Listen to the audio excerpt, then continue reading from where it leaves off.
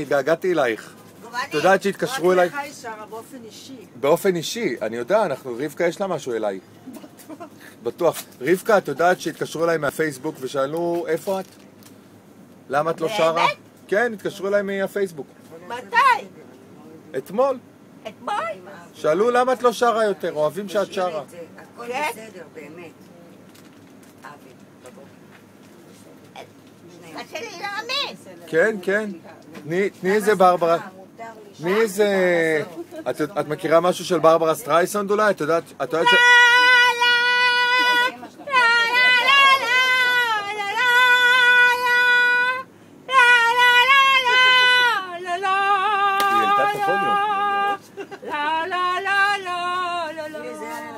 זה עליי.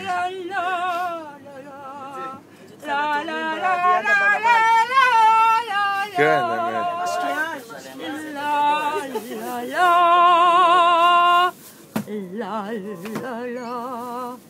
וואו, כל הכבוד. רבקה, את יודעת שברברה סטרייסנד בארץ? כן. היא עכשיו ביקרה בכותל. כן, אבל מה אני יכולה לעשות? מה את חושבת שהיא שמה בפתק? שהיא אוהבת אותי. הלאה, רבקה. יש בזה משהו. שיהיה אחלה יום, רבקה, באמת. תודה. שיהיו רק בשורות טובות. אמן.